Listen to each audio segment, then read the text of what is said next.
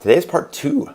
Part two of, I'm not sure how many parts it's going to be based on how much time I have for each of these live episodes and podcast episodes.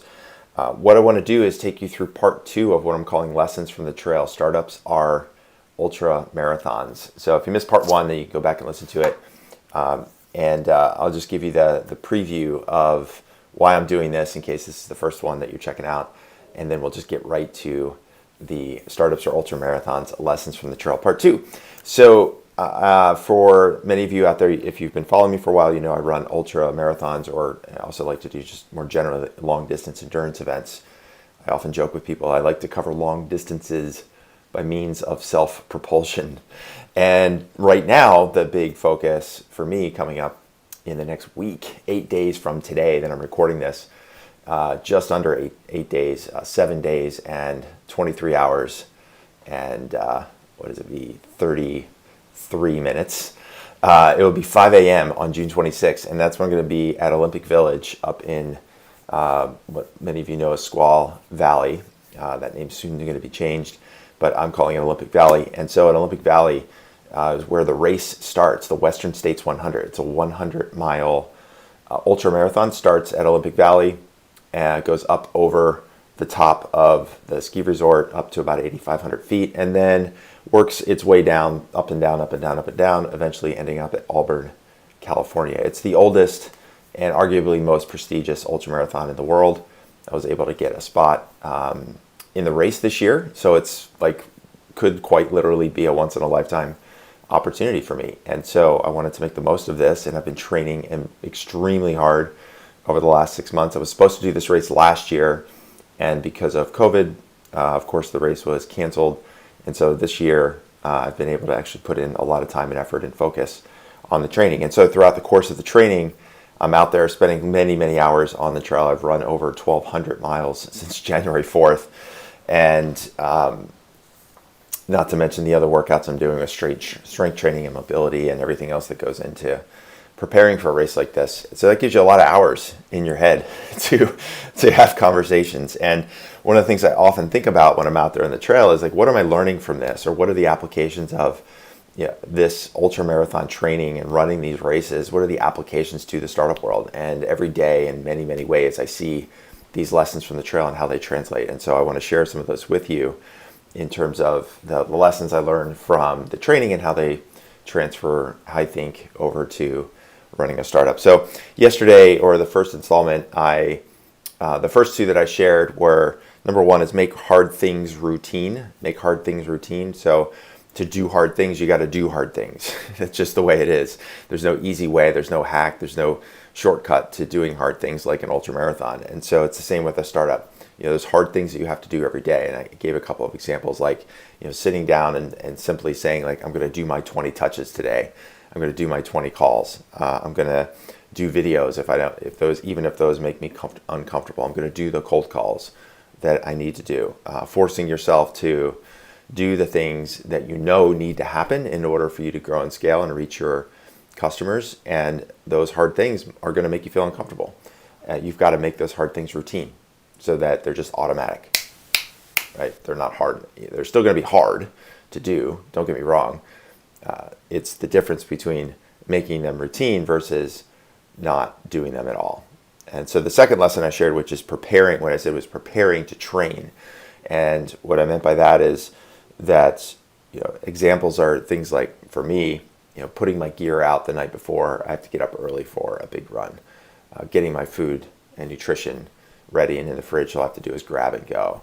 It's just making myself ready so that when it's time to train, I can just get up and go and do the things that I have to do, so I can use my time efficiently and focus on my mental energy and strength on doing the work that needs to be done. And the translation that I used in the startup world is something as simple as, like, are you preparing time to prep for the demo? You got the big demo coming up in 2 weeks, and you say you're going to rehearse, you say you're going to prepare. Did you block out the time in the calendar? And are you sticking to that time? Are you preparing yourself to do the work? So those are the first two lessons. So today I want to share a couple more lessons, and just like yesterday, we'll see how far we get in the time that I have. We'll probably go about another 15 or 20 minutes, and then we'll call it a day, and then do a next installment very soon. So Lesson number 3, lessons from the trail, startups or ultramarathons. Lesson number 3 is communicate with your team. And related to this is schedule everything. So communicate with your team and schedule everything. So what I mean by that is the requirements for training to do a race like this. And in particular, one thing I should mention is that not only do I want to just complete the race, which I know is in itself a huge accomplishment to finish this 100-mile race in under the 30 hours that are allotted to you. I want to finish this race in actually not under 30 hours, but actually under 24 hours, a time of 23:59:59 or better, because that's where that earns you what's called the Silver Buckle Award.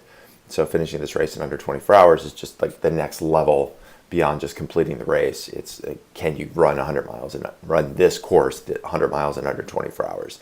It's a pretty significant benchmark for ultra running. You might translate that to marathons, where some people say, look, I want to run a sub 3 hour marathon as an example. So it's doable for me because of the training I've done, but it's going to be a stretch. It's going to be a challenge.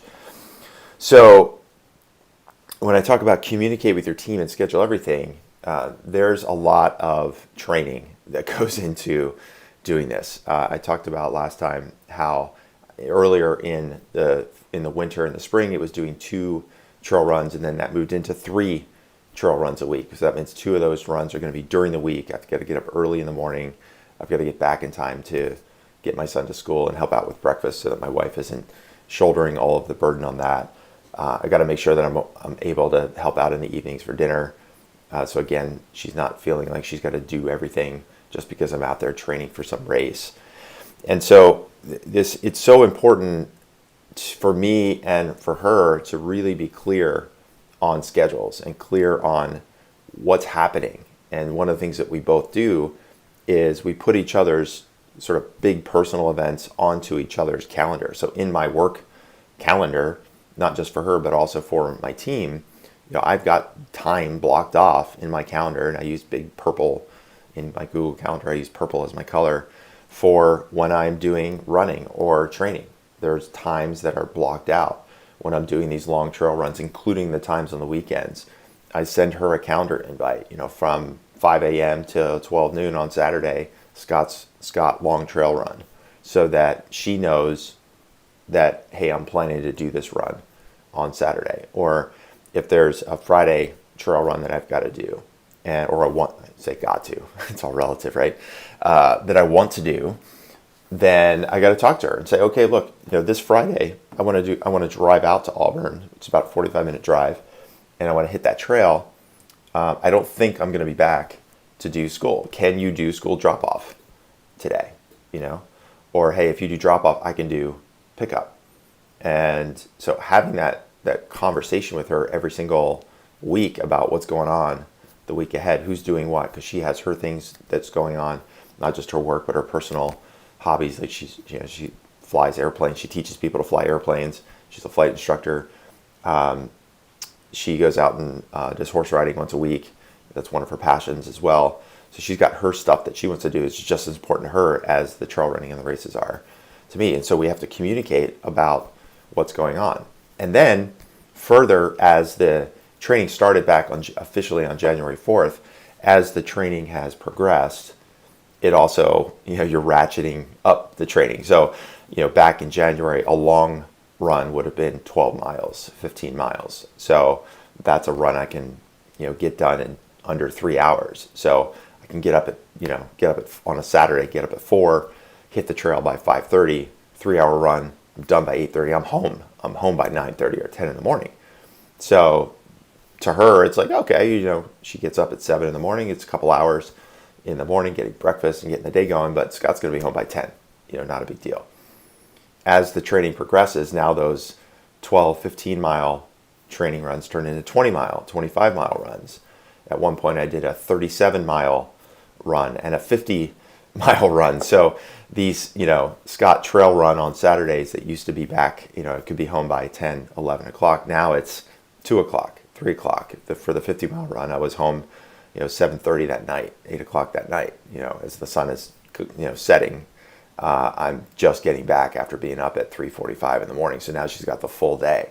And so communicating to her, not just week to week, but how the training is progressing and getting larger and why these workouts are important. Why do I want to do that 50-mile run? Well, here's why. Because it starts at this place called Robinson Flat, which is mile 30 on the course, and we're going to run all the way to a place called Ruckychuck, which is roughly 50 miles. It's the middle 50 miles of the race from mile 30 to mile 80. So it's really important for me to get familiar with the course, to get some time estimates that if I'm going to translate my training into what I think I can do on race day, I want to see how well I do. How do my legs hold up? Do I get any blisters on my feet? How's my nutrition? How's my hydration? It's my race plan. It's basically simulating a race, doing 50 miles and doing it on the course. So communicating all that to her so she knows it's important for me to get to the outcome that I want to get. And so she understands that.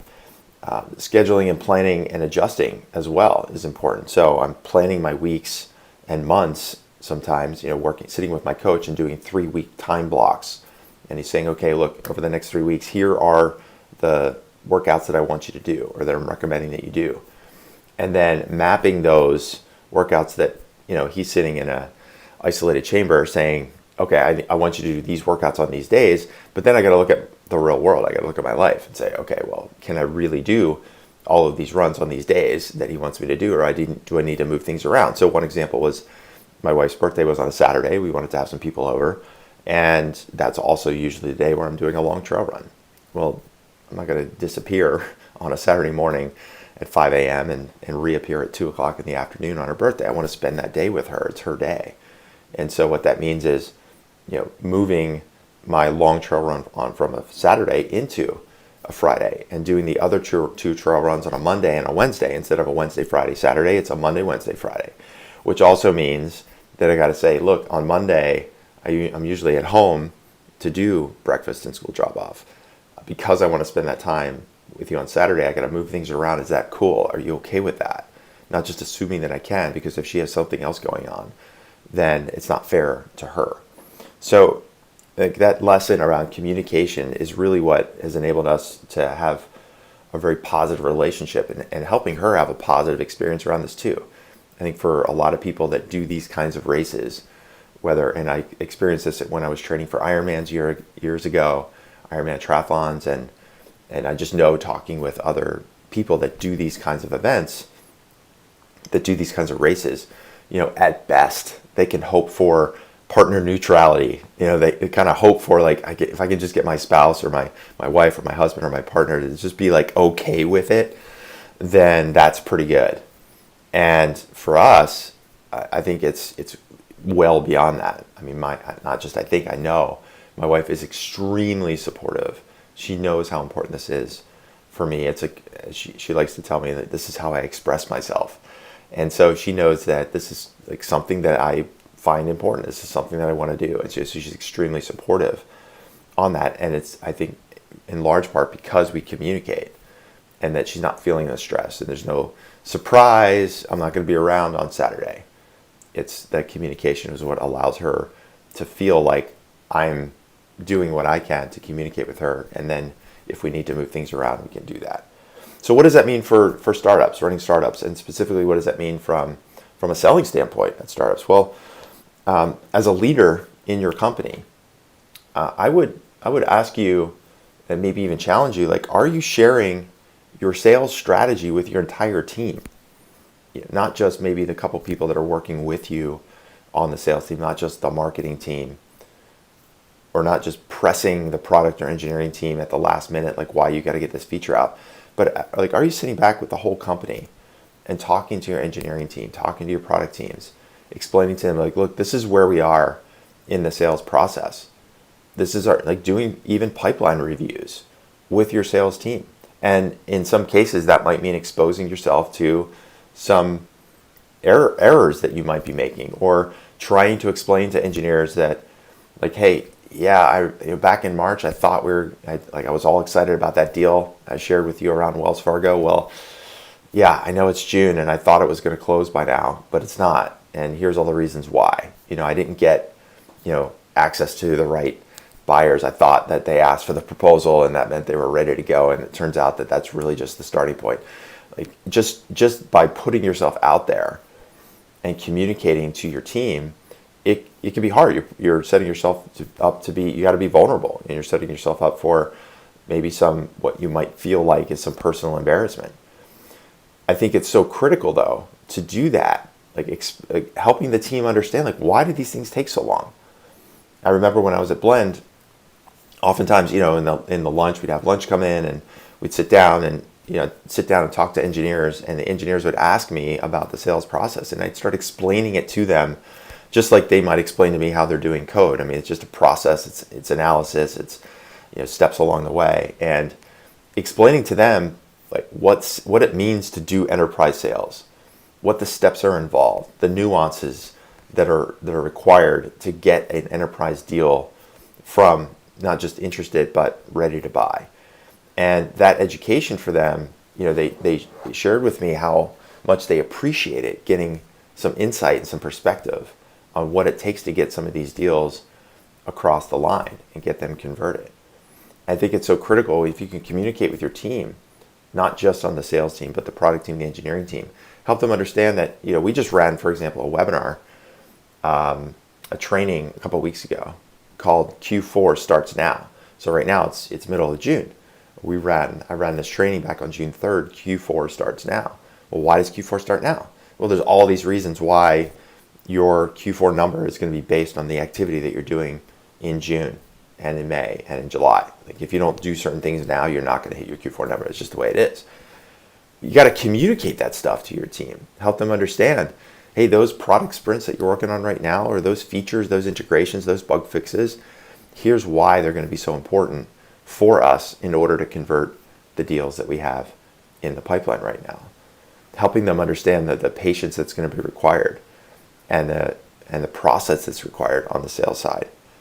And so that's just one example of communication with your team to help them rally and support, so that, when it's late at night and it's 2:00 in the morning and they're, need to do that next code push in order to hit the sprint, now they've got a lot more perspective as to why that one feature, why that one bug fix, why that one integration is so important, why they need to do the extra round of QA testing before you go live, because you've got that big demo coming up next week. You want to make sure that the product works the way that you want it to work and show that specific feature to that prospect, because that's a key part of their decision-making criteria.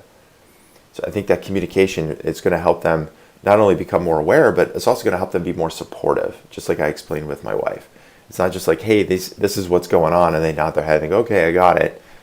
And they're sort of like neutral towards sales. It's like, oh, wow, now that I'm clear about what's happening, not just in the next 2 weeks, but the next 2 months and the next 6 months, now I can do even more to be supportive.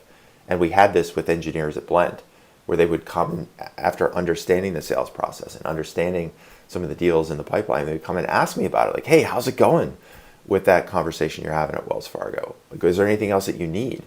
I had one engineer there named Ian who would often help me with setting up instances so we could do product demos, custom product demos, and being able to communicate with him and not just say, hey, Ian, I need you to, can you set up an instance for me because I got to do this demo. It wasn't just like sales guy asking engineering guy for a favor. He understood, I got it. Like, we're in the demo phase now with this customer. So that means you probably have had 2 or 3 months of conversation just to get to this meeting. So that's why it's so important for you to have this demo instance, because you really want to wow them. So he had that perspective because I was able to communicate with him and the rest of the engineering team as to why and how the sales process works the way it does. So that's my first lesson that I want to share with you today. Is just communicate with your team and schedule everything. Make sure that everybody's really clear about what needs to happen and why it needs to happen. Okay. So that's one lesson. The second thing I'll share, the second lesson I think I'll share, and then we'll call it a day, is what I wrote down is automate decisions. Automate decisions. So I've read one of my favorite books out there is by Greg McKeown. I think previously I've referred to him as Greg McKeown, but that was wrong. It's Greg McKeown. So Greg McKeown wrote a book called Essentialism. It was published a few years ago. Many of you might have come across it. It's one of my favorite books. I've read it a couple of times. And one of the main lessons for me out of that book was that make one decision that saves 1,000. One decision that saves 1,000. So that every day you're not having to worry about, okay, what do I do about this situation or that situation? If you just bring it up a level, you say, in all of these situations, this is the one way we're going to handle it. So then I don't have to make a series of micro decisions every day, which just creates decision fatigue. And for me, at least, it creates anxiety, and it just wears me down, right? And so in the world of training for these races, take a sip of coffee so I can wet my whistle. For me, it's the removing micro decisions around something as simple as diet. So my diet, or how I eat, my fuel consumption, as it's sometimes think about it. It's thinking about and communicating as well, by the way, with friends and family, micro decisions about what I'm going to eat and what I'm not going to eat. Right. So when the other day, last weekend, I drove out to Dillon Beach with my son, hanging out with some friends that were staying out there for a week, and we went to the beach, spent a couple hours at the beach, went back to their apartment, where the house that they rented, and they were going to just make some hot dogs and have like a quick lunch so we can get back out and have some more fun outside. And like my neighbors know, my friends know, I'm training for this race because I talk about it as we're hanging out with the kids. And so it came time for hot dogs, and it was like, hey Scott, how many hot dogs do you want? 2? Okay, cool. No bun, right? Yeah, no bun, no hot dog bun, right? I don't eat. I'm very low carb in my diet. Like, they just know. So I've made that decision, and I've communicated that decision. The same with alcohol. Like right now, I've talked to my wife, every once in a while throughout the course of a few months, I might have a beer or a glass of wine, but as we're getting closer to the race, basically got to a point where we're like, look, from here on out, no alcohol, right? I just, not a sip of wine, not a beer, just letting you know now, so that every, if it's Sunday and we're going to have like a nice dinner together, maybe we're going to cook up a steak or something. She might want a glass of wine, which is cool. But I just want to let you know, you don't even have to offer to me, because the answer is no. Because that way, even if you offer to me, I got to like, in my brain, make that little like, maybe I'll just have a little bit. It's like, no, the decision is no alcohol. And that way I don't have to worry about making micro decisions along the way. I did this a couple years ago. The t-shirt I'm wearing right now is the Tarawera Ultramarathon, which is a race I did down in New Zealand just before the pandemic hit. It was the end of January, early February 2020. And I did the same thing. Because the race was at the end of January, that meant I was training through the fall and into the winter. So that meant the holiday season, especially Thanksgiving and Christmas, where usually, that's a great time to have some good food and some wine and some cheer with friends. And same thing, I just made the decision, November 1st, no alcohol. So that meant no alcohol Thanksgiving dinner, no alcohol Christmas, no alcohol on New Year's Eve. And it's just one decision, that decision that saves 1,000. And the same with, that same instance, we were out when I said I was out in Dillon Beach, we took the kids down, got them some ice cream, same thing. Me and the other dad, the 2 kids, and dad's like, just 3 ice creams, right? Me and the 2 kids. I'm like, yep, I'm good. He said, you don't want any, do you? Nope, I'm good. And so again, like, just everyone knows. The same with, like, for me getting to bed. Bedtime is, for me, I want to be in bed and hopefully asleep by 9 p.m. And because I want to be up at 4 a.m. I want to get 7 hours of sleep during the week, during the weekend, and I try to get a little bit more, but 7 hours, like, I want to get those 7 hours. I need to rest, I need to recover. So same thing. It's just like automating that decision. I'm not sitting around every day going like, I hope I can get to bed by a certain time. It's like, no, my wife knows, I've communicated that with her, which goes back to the principle I just shared a moment ago, communicate everything. Like, look, I want to be in bed by 9 because I want to get up at 4.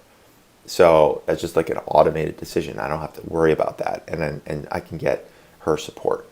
I've heard this quote. I heard it from David Goggins, and who some of you might have come across. He wrote a book recently called Can't Hurt Me. He is a, I say also because I was thinking about Jocko Willink, who's a retired Navy SEAL. David Goggins is also a former Navy SEAL. And he wrote this book, Can't Hurt Me. And so he has this quote that I'm not sure if he came up with it or heard it from somebody else, but it's how you do anything is how you do everything. How you do anything is how you do everything. And I think that relates to automate decisions. You're just like, hey, this is how I do things. Even as like yesterday when I came home from Squaw Valley, or Olympic Village, sometimes I still slip and call it Squaw Valley. I had a bunch of stuff. Like I had some, food bag, I had my cooler, I had my gear bag, and everything comes in, drop everything on the floor. But one of the first things I always do when I come home is I don't want to just leave that stuff sitting there. So yeah, drop my bag, say hello to everyone, and then the next 20 minutes is just getting stuff put away. And the reason I do that is how I do anything is how I do everything. I want everything to be back in its place, and I don't want this pile of stuff being a burden for the rest of the family. I got shoes, dusty shoes, and shirts that I've been wearing that I've been sweating in. So I think it's just really important to I just made that a decision. When I come home, I drop my stuff, say hello, and then get to work getting it clean.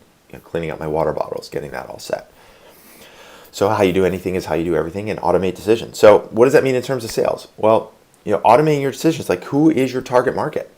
Who is your ideal customer profile? Like, are you focused on that? We just ran a training yesterday. We had Todd Capone come in, and he talked about his 5 F's on how to run an effective sales organization. And the very first F was focus. What is your focus market? What are the firmographics? What are the demographics? And part of that is automating the decision of who are we working with? Who is our target market? Who are we focusing on? And who are we not focusing on? So when those leads come in, you don't have to like hem and haw, like, oh, well, this one's not really in our target market, but they kind of are. So maybe let's do the demo anyway. And now 3 or 4 or 5 months down the road, you're lost on this tangent rabbit trail of a deal that really isn't your target market. And maybe now they're asking for certain product features, or they're asking for the roadmap to be adjusted, and it really doesn't align with the rest of the people the rest of the companies that you do want to target. So just getting really specific is like that one decision that saves 1,000, and communicating that with your team. Here's our target market. This is our ideal customer profile. These are the people that we want to help right now. For now, right? We can always change and grow and expand later on, but for now, this is the decision of who we are targeting. Right. The same with this idea of like automating your decisions. It's preparing your call. It's like getting to a place where, like, when I book that demo with that company that's going to be in 10 days, then the second thing I do, the minute I book that demo and I send them that calendar invite, the second thing I do is I make sure that I have at least 2 30-minute blocks put into my own personal calendar so that I can do the preparation that I want to do. Right? Just like automate that decision, so you don't have to sit around and worry about like, oh, I got this demo coming up. When am I going to get a chance to prepare? If you just automate it, and you automate the time in your calendar, automate putting the time in your calendar, you never have to worry about having the time set aside. So the last thing I'll mention is just in terms of like creep of decision. So there's a famous psychological experiment, the Milgram experiment. Some of you might have come across, and it's the idea of the short of it is that they put subjects in a room, and they sit on the other side of this wall. Somebody's hooked up to some voltage, and you're going to ask them questions. If they answer the question incorrectly, you have to give them 10 volts, the little charge of electricity. And each subsequent answer, you have to increase the voltage by another 10 volts. So the first incorrect answer is 10 volts, the second incorrect answer is 20, then 30, then 40. And eventually you get to a place where the amount of voltage could literally kill a human. And as people on the other side of the wall were part of the experiment, they were purposely answering incorrect questions. They would have the person who was administering the air quotes experiment would tell the person, like, look, they answered incorrectly, you have to give them 10 more volts. And some of the subjects were like, but this is like an insane amount of voltage. This could hurt this person. And if they shocked them with that much voltage, they could hear the other person screaming. And what they found is that it wasn't that the individual person wanted to hurt the other side, but they had just gotten so slowly adjusted to like 10 volts, 10 more volts, 10 more volts, that the compliance was easier in the mind of the person giving the shocks than if they were to just walk in a room and say, hey, I want you to shock that person with 150 volts of electricity. And so this idea of 10 volts is really important. My wife and I use this when we're trying to make decisions about something and saying, like, is there creep here? And I always say, like, 10 volts. Meaning, like, if we, if we make an exception here, like, what's the next exception that we're going to make? What's the next one after that? And now all of a sudden, where we thought we had this rigid decision-making criteria, we let those 10 volts start to slip. And now that one decision that was supposed to save 1,000, we're back to making 1,000 decisions. So I think it's important to think about that in context of your sales and your work and your scheduling. And it could be something as simple as how you qualify leads or how you stick to your pricing. And say, like this is our decision. This is how we do pricing. And if people want discounts, okay, they're just not a good fit for us because this is the price. And if people want a discount, maybe it's on us. Maybe we haven't done a good enough job of showing value. So that automation of decision could actually help you reveal another shortfall or shortcoming in your sales process. So, okay, so those are my 2 for today, which is communicate with your team and schedule. And the second one is automate decisions. So I got to hop because I'm coming up to, it's now 5:57 and I got a client call at 6 a.m. So I got to roll. So thanks so much for listening. Thanks so much for watching to this installment of Startup, our Ultramarathons lessons from the trail. I'll do another one very soon. Hit me up if you got some questions on this or if you want some help with translating some of this work or any work that you need done with your sales process. If you're looking to ramp up and scale up, you want to get more repeatability and scalability in your sales process, a lot of times it's having these core principles in place and the right systems in place, and that's what we do here every single day at Sales Qualia. So shoot me an email, scott@salesqualia, QUALIA.com, scott@salesqualia.com. You can just write the word private in the subject line. Just let me know you want to have a quick conversation to understand more about your situation to see if or how we can help. And if you're watching this on LinkedIn or watching it later, you can either shoot me a DM or just leave a comment and we'll get something set up. All right, that's it for now. Thanks so much for listening. This is Scott Sabucci.